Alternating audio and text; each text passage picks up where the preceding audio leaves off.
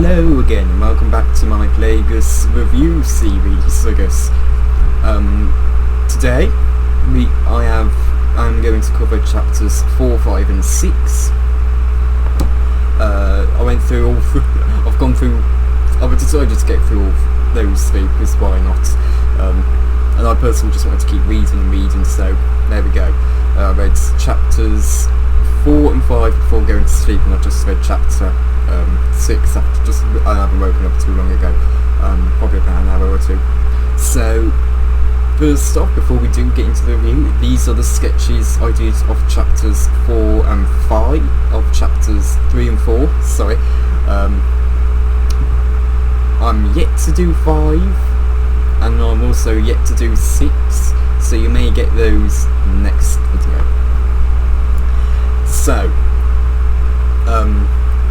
I guess let's get into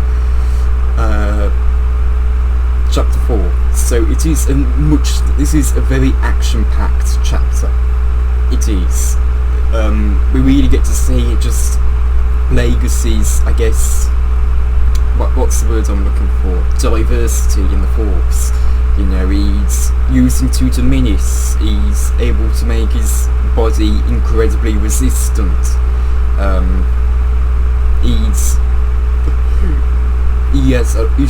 displays a lot of things in the Force, and we also find out that at least his dominant hand for fighting is his left hand, not his right hand. So this does imply that Plagueis is left-handed, which is interesting. And I think it adds another unique aspect to Plagueis' character to make him a bit more distinct. Anyway, he goes on a massive rampage, and he takes up 114D, and I had completely forgotten what 114D's name was for quite a while, I'll be honest.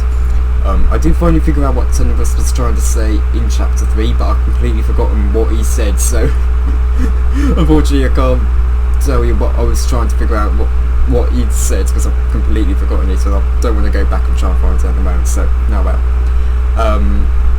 But yeah, this is definitely quite an action-packed chapter, and then we get to kind of see how Plagueis is, of course, Magister Ego Damask II, and how it implies that he's not well known, but it implies that he's somewhat known, and you know, he's very present. So, and he's recognisable to many. And yeah. Get to chapter 5. This one's honestly, chapter 5. I am not the big fan of chapter 5. It is basically the prologue to chapter 6.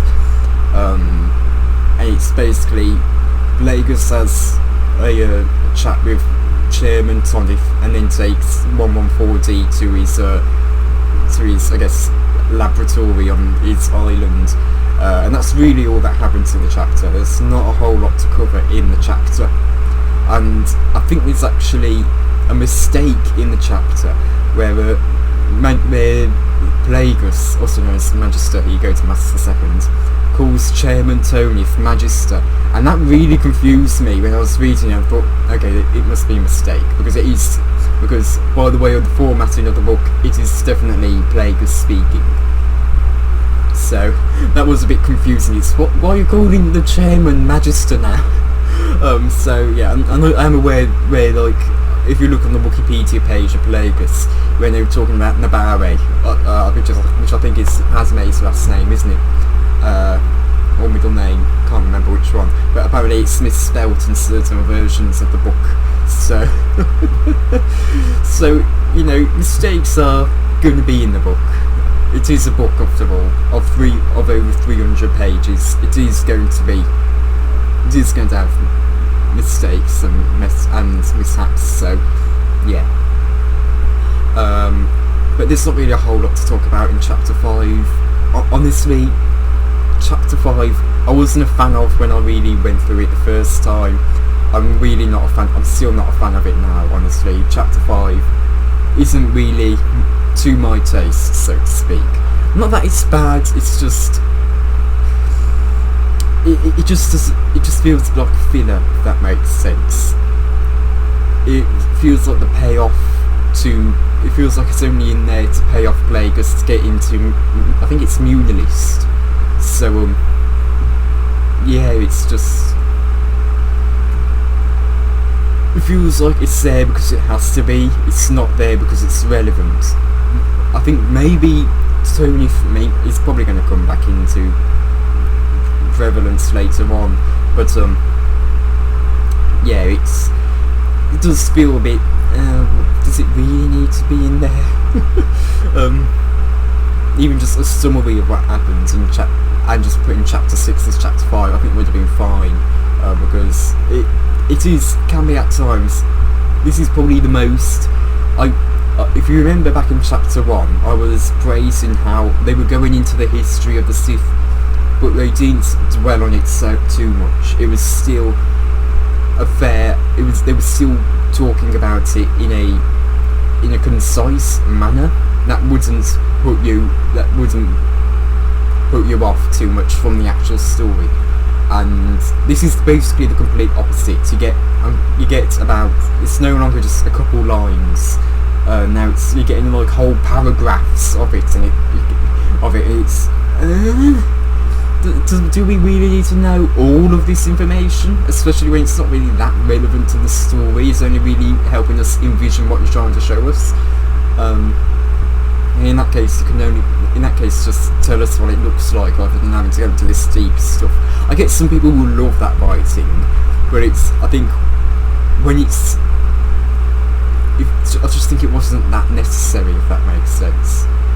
I think that was my issue with the chapter, and at times it can be a bit of a difficult read, and I think that's what made it a little bit of a difficult read. So they were talking about smokers, and then they were also talking about the ocean and volcanoes, and they go into all stuff that sounds like they're all sea life, and it's when they talk about the smokers, they're actually talking about volcanoes.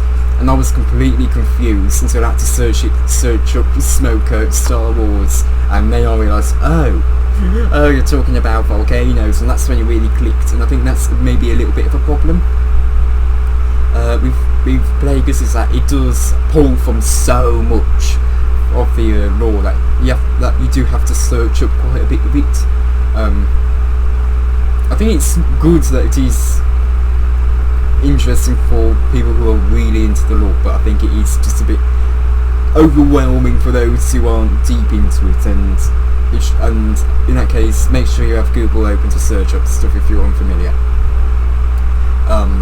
Now moving on to chapter 6, which is by far I think the most interesting, and at times I think it's probably the funniest out of these three, and this is the gathering that Plagueis has gotten to in time. And we get to see a lot of stuff that is being set up, I guess, for the future, including the pod races and Tatooine. And we get to see the Subtext mining companies, and Plagueis starting to get a little bit of his revenge on them for Tenebris.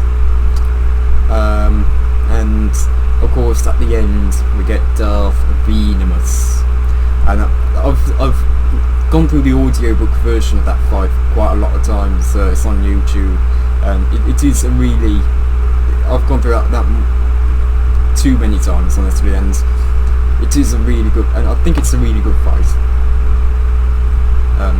Again, to me, there's not a whole lot to talk about, but we do get to see kind of how, I guess, Plagueis has this facade of his of being more kindly when he's, I guess, when he's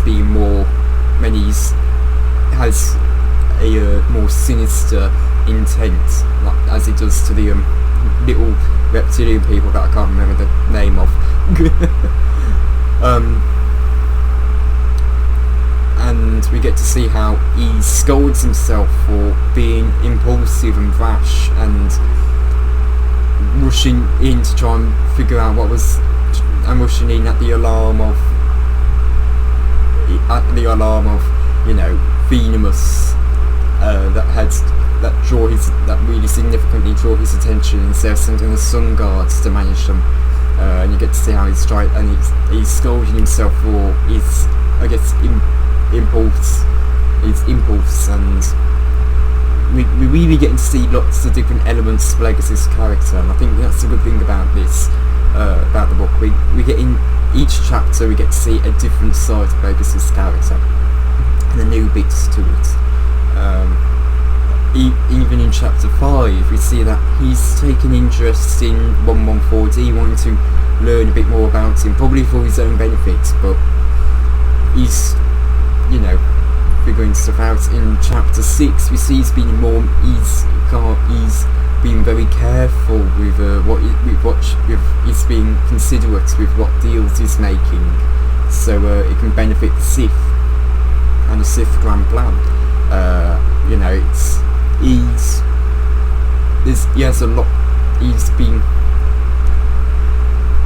I'm struggling to put it into words,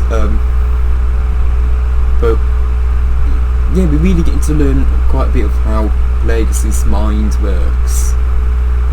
How, I guess, when under pressure, he's a little bit more brash, but when he has time to properly think things through, he can be quite good at manipulating. He has a facade of this kindly fellow who, when he's actually got more intent, and he'll reveal it once he's got them into the position he wants, when he's got the people he wants into the position he wants to be. He's got this sense. He's got this He's got these skills of negotiating. He's good at trying to figure out what's going to be important, what isn't, what he needs to know, what he doesn't need to know. He's still a little bit naive in his own eyes, I think, but he's still doing really well for himself, if that makes sense. But yeah, I'm going to be really looking forward to reading chapter 7. Basically halfway done with part 1. There's only about 12 chapters in that, and it's the longest of the 3 parts. But yeah, I think that shall be it for this video. Thank you all for watching, and goodbye.